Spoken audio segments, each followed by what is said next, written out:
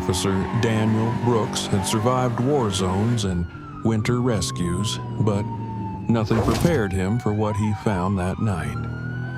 As a brutal snowstorm swallowed Ironwood, he heard a faint, desperate cry echoing from beneath a frozen bridge.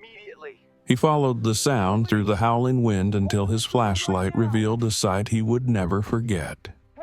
A German shepherd, trembling violently, curled around a 5-month-old baby girl, using the last of her strength to shield the child from death's icy grip. Her fur was frozen stiff, her breath shallow, yet she refused to move away. She was fighting a storm meant to take a life, and she was winning. Daniel tore off his jacket, wrapped them both close, and whispered into the roar of the blizzard. "You're safe now. I've got you." But saving them was only the beginning. Hidden in the storm was a dark crime, a shattered family, and a loyalty so fierce it defied death itself, reminding us that true heroes don't always wear badges. Some are born with paws. Before we begin, comment below where you're watching from. And if this miracle touches your heart, subscribe for more inspiring stories of courage, faith, and hope. Winter devoured Ironwood, Minnesota, under a furious storm of ice and wind, turning every road into a graveyard of silence and white. Officer Daniel Brooks, 35, drove slowly along the deserted highway, his patrol SUV slicing through the swirling blizzard like a lone sentinel, refusing to bow to the darkness. Daniel, tall with a sturdy soldier's frame, built from years of military police duty in Afghanistan, had a jaw hardened not just by frost but by memories he rarely spoke about. Silver strands crept into his dark hair near the temples, a quiet reminder that life had demanded more from him than it should. His gray eyes were the eyes of someone who always expected the worst, because he had already seen it too many times. He believed in duty more than in miracles, or at least he used to, long before the night would change everything. The storm roared like an angry beast, battering his vehicle and rattling the windows. The heater struggled to keep up, warm air colliding uselessly against the cold trapped inside. Daniel gripped the steering wheel with gloved hands, his breath forming a faint cloud inside the cabin despite the blasting heat. Snow erased the horizon, forcing him to rely entirely on instinct and the faint glow of road reflectors. Most people stayed home during a night like this, curled by a fireplace, wrapped in blankets, pretending winter wasn't trying to swallow the world outside. But he was not most people. Protecting Ironwood was his responsibility, and responsibility didn't bend to weather warnings. The radio crackled with static until only a lonely hum remained. Daniel reached to adjust the frequency when he heard something, a thin, fragile sound buried beneath the howl of the wind. At first, he thought it was interference, but then it came again, soft and unmistakably human. A cry, a baby's cry. His pulse kicked into a higher gear. He slowed the SUV near the old Ironwood Creek Bridge, a squat, concrete relic built when the town still believed industry would save it. Snow crawled across its edges like white vines, gripping every crack and corner. Daniel rolled his window down, letting a blast of icy wind punch him in the face. The cry returned, faint, fading, fighting. A cry too delicate for a night meant to kill. His boots slammed against the frozen ground as he stepped out and pulled his collar high, the cold slicing through every layer like knives. The flashlight beam wavered through the air, struggling against the violent snow. He followed the sound beneath the bridge, slipping down a steep embankment into a narrow gully carved by decades of runoff. His heart hammered, because he knew if there was a child out here alone, every second counted. The beam of his flashlight skimmed across the rusted opening of an abandoned drainage pipe. Icicles hung like teeth from its rim. That's when he saw it. Something moved inside. He crouched lower and aimed the light. What he found froze his breath. A German shepherd, curled tightly around a small body wrapped in a worn floral blanket. The dog, a female from the shape of her frame, looked no older than 5 or 6 years. Her fur, once black and tan, was stiff with frost. She trembled violently, ribs showing through her thick coat from exhaustion and hunger, but her eyes, deep amber lakes burning with the last spark of defiance, were fixed on him with a silent warning. Don't take the baby. Don't you dare hurt her. The infant beneath her shielded chest let out another weak cry. Daniel's chest constricted. He moved slowly, kneeling, lowering his flashlight so its glare wouldn't frighten the dog further. "Easy there," he murmured, voice soft yet steady. "I'm here to help." The German shepherd didn't growl. She didn't waste energy, but she pressed her body closer to the baby as if she could become a wall no storm could break through. Daniel saw frost covering the little girl's eyelashes, her tiny lips pale blue. She couldn't be more than 5 months old. Life was slipping from her in quiet gasps. Daniel slid off his heavy-duty jacket and laid it on the snow. His fingers shook, not from cold, but fear. He extended one hand toward the baby. The dog gave a hoarse, weary whimper, torn between fear and trust. Daniel paused, meeting those amber eyes. "Let me save her. You've done everything you could." His voice cracked on the last word. Because what kind of world left a dog to finish a job meant for humans? The German shepherd finally lowered her head, a soldier surrendering only because hope had arrived. Daniel gently lifted the baby, wrapping her against his chest beneath the jacket. The little one was frighteningly light. He felt the fragile pulse, faint but still fighting. The dog lurched to her feet, nearly collapsing, but she refused to stay behind. "Come on," he whispered, looping his other arm under her chest, dragging her close. The climb up the snowy slope was brutal, each step a war against the storm's fury. He refused to let go. Not of the baby, not of the dog. By the time he reached the patrol SUV and slammed the door shut, his heart was pounding like a war drum. The heater roared as he placed the baby safely in the seat, and the German shepherd collapsed beside him, her head against the console, watching him with fading strength. Daniel radioed the hospital with urgency, but his eyes stayed fixed on the 2 souls he had torn back from the edge of winter's grave. He didn't know who they were, where they came from, or how long they had been fighting the storm. He just knew one thing. Tonight, duty had led him to a miracle wearing fur. The hospital lights glowed like a fragile promise against the relentless winter outside as Officer Daniel Brooks carried the baby girl into Ironwood General. Nurses rushed forward, urgency carving sharp lines across their tired faces. One of them, Nurse Karen Doyle, a woman in her late 40s with chestnut brown hair tied back in a messy bun and soft blue eyes dulled by years of night shifts, gently took the baby from Daniel's arms. Karen's figure was round and comforting, the kind of person whose presence made fear ease its grip. She spoke with a calm reassurance born from countless emergencies. "She's cold, but she's fighting. We'll do everything we can." Beside Daniel, the German shepherd struggled to stand, but her legs buckled and she slumped to the floor with a heavy exhale. The doors swung open again as Dr. Michael Larson, the town's only veterinarian, entered with snow still clinging to his rugged coat. He was in his early 50s, tall, with a salt and pepper beard and deeply lined skin that hinted at a life spent working outdoors among injured animals and Montana winters. He crouched beside the dog, concern flickering in his thoughtful brown eyes.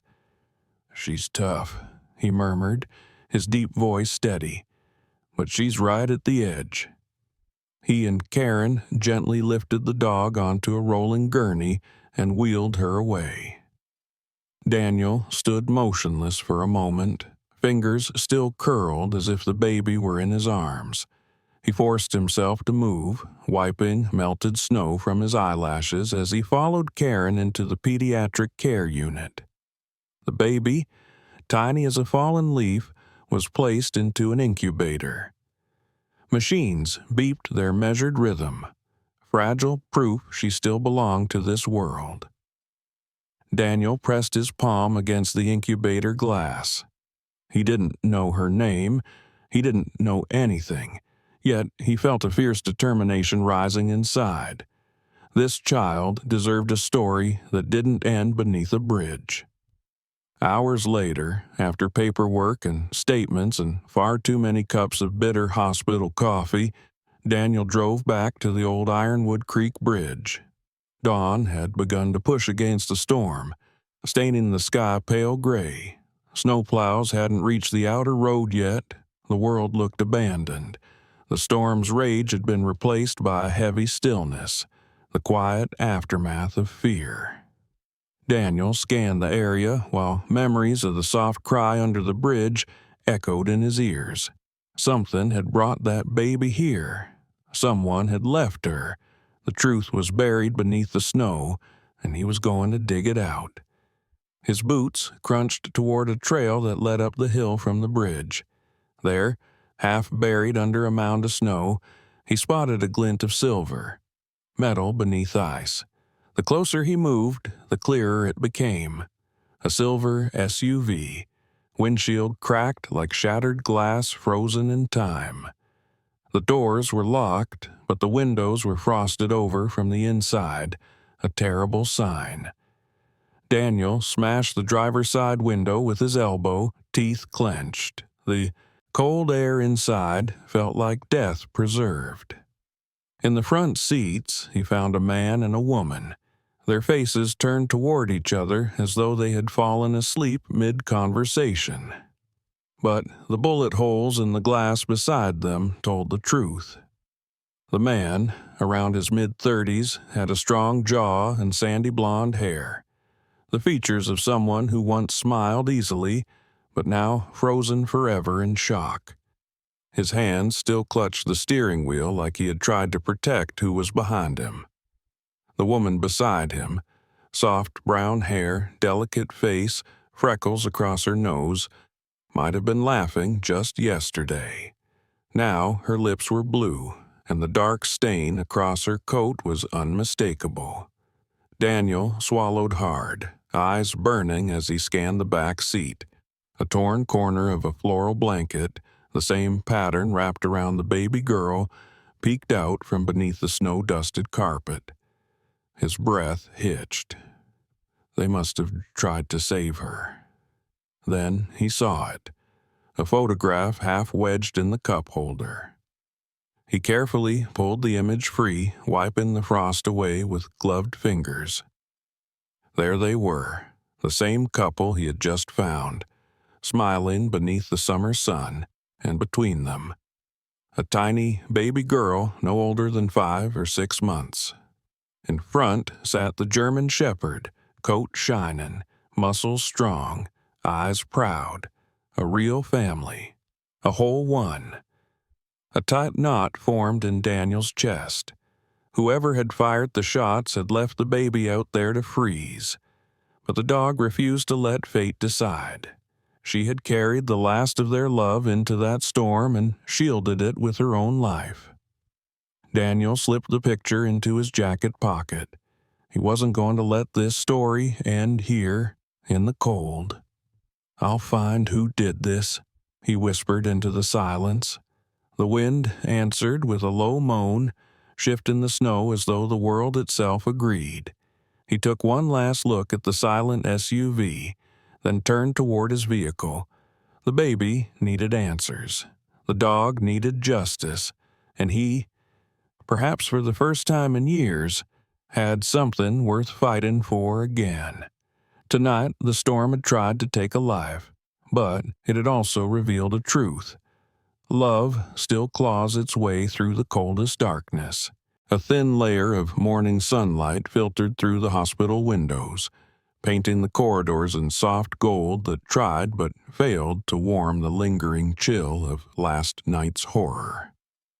Officer Daniel Brooks stood with crossed arms just outside the room where the baby girl now slept, inside a warmer incubator, her breathing steadier than before. Exhaustion rested heavy on his shoulders, but he refused to leave. Every time the infant whimpered or stirred, Daniel's heart clenched with a strange protectiveness he couldn't yet explain. Duty had brought him here, but something stronger now kept him rooted. A hospital door slid open as Dr. Emily Carter, the pediatrician overseeing the baby's recovery, stepped out. Emily was in her late 30s, a woman with fair skin and soft blonde curls tied into a loose ponytail that escaped in gentle wisps around her face. Her frame was slender but steady, the posture of someone used to delivering both hope and hard truths. Despite the fatigue lining her green eyes, Emily carried an air of patience and fierce compassion often seen in those who chose to care for the most fragile lives. "She's responding well to the thermal treatment," Emily said, her voice low but calm. "A little fighter, that one." Daniel nodded, releasing a breath he didn't realize he'd been holding. "What about the dog?" Emily offered a faint smile. "Dr. Larson says she'll make it. She lost a lot of body heat, but her vitals are strengthening. If she hadn't wrapped herself around that child..." She didn't finish the sentence. She didn't need to. Daniel looked down the hallway where the German Shepherd rested in a recovery pen, her chest slowly rising and falling beneath thick blankets. Even asleep, the dog's paws twitched as if still bracing against the storm. Before more could be said, the elevator bell chimed and the doors parted, revealing a woman stepping out, snow still clinging to her boots. Hannah Reed, the baby's aunt, looked like someone who had aged 3 years in a single night. She was 30, slender, with long, straight brown hair that fell messily around her shoulders, strands wet from melted snow. Her pale skin was flushed from the cold and from the panic carved deep inside her. Hannah's eyes, a clear blue made for laughter and sunlight, were now wide with dread. She clutched her leather bag to her chest like it was the only thing keeping her upright. When she spotted Daniel and Emily, she hurried forward, her steps uneven. "I'm looking for my niece," she breathed out. "Her name is..." "Sophie," Daniel finished softly, holding up the floral blanket recovered from the car. "You must be Hannah." The name hit her like a blow. For a second, she didn't breathe. Then her knees wavered as tears spilled silently down her cheeks. "My sister. And Jason. Please, tell me." Her voice cracked into a trembling silence. Daniel's gaze lowered. He didn't believe in softening the truth, but he knew how to deliver it gently. "They're gone," he said, his tone steady, respectful. "I'm so sorry." Hannah pressed her palm to her mouth, trying to hold in the sound of grief building inside her like a breaking wave. She leaned against the wall and let her tears fall. Daniel stood nearby, offering space, yet ready to catch her if she slipped. When she could speak again, her voice carried both devastation and the fragile flicker of hope. "Where's Sophie?" Emily led her into the pediatric wing. Hannah stopped at the incubator, her fingers trembling as she placed them against the glass. "Sweet girl, You survived." There was awe mixed with heartbreak in those words. She didn't notice she was crying again until the drops hit her coat. Daniel quietly watched the connection unfold, a bond reforged against death itself. Then Hannah noticed the German shepherd through the window of the adjoining recovery room. "Luna," she whispered, naming the dog without hesitation, proof that this animal had always been more than a pet. "She was my sister's protector. Always." She stepped closer, hand against the glass as Luna stirred weakly, ears twitching at the familiar voice. That tiny reaction nearly broke Hannah apart again. She never left Sophie's side, even after... Hannah couldn't finish. Daniel's jaw tightened, a mix of admiration and fury swirling within him. Admiration for the dog's loyalty, fury at the cruelty that forced her into that night. Hannah finally looked directly at Daniel. "Who did this?" The officer's voice was carved from steel. "We're going to find out." He placed the photograph, the family smiling in summer sunshine, into Hannah's hands. She traced each face with trembling fingers. "They were supposed to visit me next month to sort through legal matters. There was a complicated inheritance, and someone didn't like how it was written." Daniel locked onto her words. "Tell me everything." Hannah straightened, wiping her face. Grief had not vanished, but something new rose beside it. Determination. "If someone killed them because of money," she said, voice trembling but dangerous, "I will help you bring them to justice." Daniel looked at Sophie, chest rising in tiny bursts, then at Luna, sleeping but ready to protect again the moment she could. And for the first time since the storm began, Daniel believed this family, shattered but surviving, might just win. Officer Daniel Brooks stood in the dimly lit conference room of the Ironwood Police Department, the heater buzzing loudly, fighting a losing battle against the cold that seeped through every window frame in town. He leaned forward over the crime board, jaw tight, eyes sharp. Photos from the SUV scene were pinned beside the family portrait he had recovered. Sophie's tiny smile, the mother's soft eyes, the father's proud stance, and Luna sitting at their feet like a sentinel. The storm had nearly buried the truth, but Daniel was determined that nothing else would.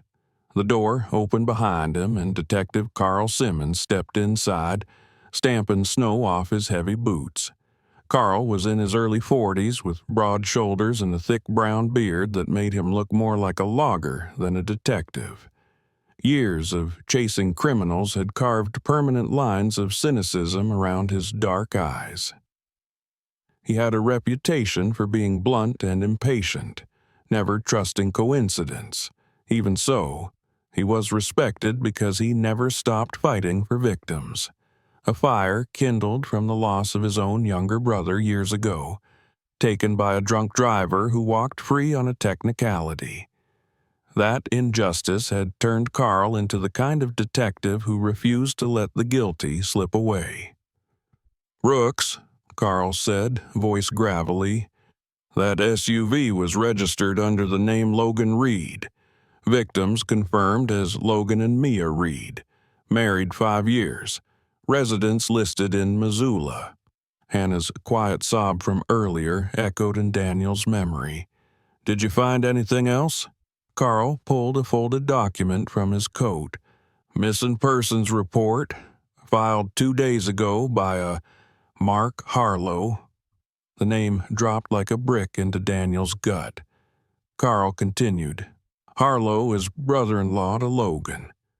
Phone records show calls between him and Logan the night they left Missoula. And guess what? He owns a property 20 miles from where the car was found."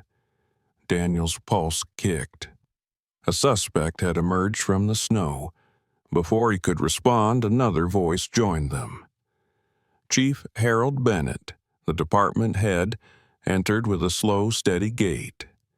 The chief was a tall man in his late 50s, with short silver hair and a weathered face that rarely revealed what he was thinking. Years of balancing law, politics, and protecting a town from the worst of humanity had made him cautious yet fair. His stern gray eyes studied both men as he removed his gloves. "I don't want assumptions," he warned. "We need hard evidence before kicking down any doors." Daniel nodded, though his fists clenched. "We'll get it." Meanwhile, at the hospital, Hannah Reed sat in a chair beside Sophie's incubator.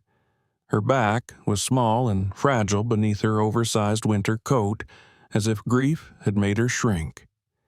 She watched every tiny rise of Sophie's chest with a terrified hope, afraid that if she blinked, the small miracle would disappear. Luna lay on a folded blanket nearby, wrapped in a warming vest provided by Dr. Larson. Her eyes were half open, but her ears perked whenever Sophie made even the softest sound. The dog's gaze held a mix of exhaustion and a fierce, unspoken oath. This wasn't just survival. This was duty. Hannah slowly reached out her hand through the incubator opening to brush Sophie's tiny fingers. "I'm here," she whispered, voice trembling. "I won't let anything hurt you again." But the terror lingered beneath her words. The memory of a phone call her sister never returned, her own intuition that something terrible was coming, and now the truth. She had been right. Back at the station, Carl tapped the crime board. "We need to talk to Harlow. Judge won't sign a warrant based on a hunch." Daniel reached into his jacket and removed the photograph from his pocket. He pinned it below the board, staring at it with a slow burn in his chest. This dog fought a blizzard to keep Sophie alive. Someone tried to make sure she didn't make it. That's enough motive for me. Chief Bennett studied him a moment longer before speaking. "Brooks, Simmons, go to the Reed's home in Missoula. Search for financial records, legal papers, anything that points to why someone would want them dead. If Harlow's involved, we'll find a thread to pull." Daniel grabbed his coat. "I'll head back to the hospital first. Sophie and Luna aren't staying unprotected." The chief gave a single approving nod. "Good. Families deserve protection, even when they're no longer whole." As Daniel stepped out into the freezing air, he caught sight of the rising sun cutting pale light across Ironwood's snow-coated streets. The day felt sharper, heavier, but clearer. For the first time since the storm, he felt direction. Someone had murdered 2 parents, left a baby to freeze, and expected nature to hide the crime. They underestimated love, they underestimated a dog, and now they underestimated a cop who had finally found something worth saving. Daniel opened his car door, breath turning to mist in the air. "Hold on, Sophie," he murmured. "We'll make this right." The engine roared to life, and with it, the hunt began. Snow began to melt under the pale warmth of a Minnesota morning as Officer Daniel Brooks pushed through the hospital doors, his boots leaving trails of slush behind him. The storm was gone, but the weight of what had happened still lingered like a bruise across the town of Ironwood. Yet today there was movement, change quietly unfolding like spring beneath winter's grip. Something inside Daniel felt lighter, though he didn't dare name the feeling yet. He walked into the pediatric wing where Sophie slept peacefully, no longer in the incubator but wrapped in a tiny pink onesie decorated with silver stars. Her cheeks, once pale and frozen, were now flushed with the soft color of life. At her side stood Hannah Reed, her long brown hair brushed and tied into a loose braid. Exhaustion still clung to her delicate features, but her blue eyes, once clouded in heartbreak, now shimmered with hope. Daniel noticed a protective strength in the way she held Sophie, the way tragedy carves steel beneath gentleness. Luna, the German Shepherd survivor, lay beside Hannah's feet, her coat newly brushed, a bandage still wrapped around her hind leg. Her posture was relaxed yet alert, ears twitching every time Sophie let out the tiniest sigh. The bond between the three formed a picture Daniel wished he could freeze, proof that some miracles arrive when darkness tests its limits. Dr. Emily Carter joined them, her blonde curls now clean and shining under the hospital lights. "Sophie can be discharged today," she announced with a calm but joyful tone. "Her temperature is stable, her breathing strong. She's ready to go home, wherever that will be." The word home hit Hannah like a quiet thunder. Her expression tightened, not with sadness, but contemplation. Daniel knew she was thinking of Missoula, the house where laughter once lived but now belonged only to ghosts. The decision weighed on her shoulders, and Luna's amber eyes seemed to watch her closely, as if understanding every shifting emotion. Minutes later, Detective Carl Simmons and Chief Harold Bennett arrived at the hospital, snow still speckling their coats. Relief softened their otherwise stern faces. "Mark Harlow confessed late last night," Carl announced, voice firm but carrying satisfaction rarely heard from him. "He's been charged. He'll never see freedom again." Hannah's hand flew to her heart. Sophie stirred but stayed asleep, safe in her arms. Daniel exhaled slowly, feeling something unclench inside his chest. Justice wasn't victory, but it allowed healing to begin. "And there's more," Chief Bennett added, stepping forward, his silver hair gleaming in the light. "Luna's actions, shielding Sophie from the storm, helping lead us to the truth, have not gone unnoticed." He crouched near the dog and pinned a small silver badge to her new collar. Ironwood Honor K9. Luna tilted her head, ears perked, as though both confused and proud all at once. Hannah laughed through tears. "She deserves a medal bigger than her head," she whispered. Daniel knelt beside Luna, scratching gently behind her ear. "You're a hero," he murmured, his voice husky with emotion he didn't hide this time. Luna responded with a soft huff, leaning into his hand, a soldier finally at rest. Later that afternoon, the group stepped outside into the crisp, fresh air. Ironwood looked different under the direct sunlight, not wounded, but waking up. A small police SUV waited to drive Sophie and Hannah to their temporary housing near the town center. Hannah turned to Daniel before climbing in. Her voice trembled between gratitude and new courage. "I'm staying in Ironwood," she said. "I want Sophie to grow up somewhere safe, somewhere brave." Her gaze flicked down to Luna, then back to Daniel. "Somewhere like here." Daniel's breath hitched, a warmth blooming behind his ribs. "Then Ironwood just got better," he replied, a rare smile cutting through the cold. Sophie giggled, a tiny, unexpected sound, and Luna wagged her tail, the first truly carefree movement since she had been found beneath the bridge. Daniel stood still for a moment longer, watching the unlikely family settle into their new beginning. The sun climbed higher, pushing light into every shadow, as if the town itself wanted to celebrate.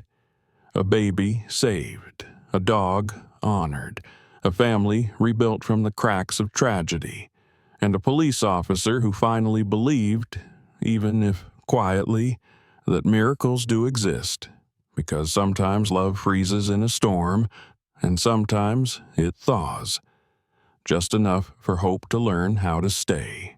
In the end, this story reminds us of a simple truth. Miracles are not always loud. Sometimes they arrive with fur, a loyal heart, and the courage to stand between life and death. God works through the smallest acts of love, through people and animals placed in our path for a reason. If this story touched your heart, please share it with someone who still believes in hope. Leave a comment about your thoughts and subscribe for more stories of faith, courage, and second chances. May God bless you and your family, protect those you love, and remind you every day that miracles are still happening all around us.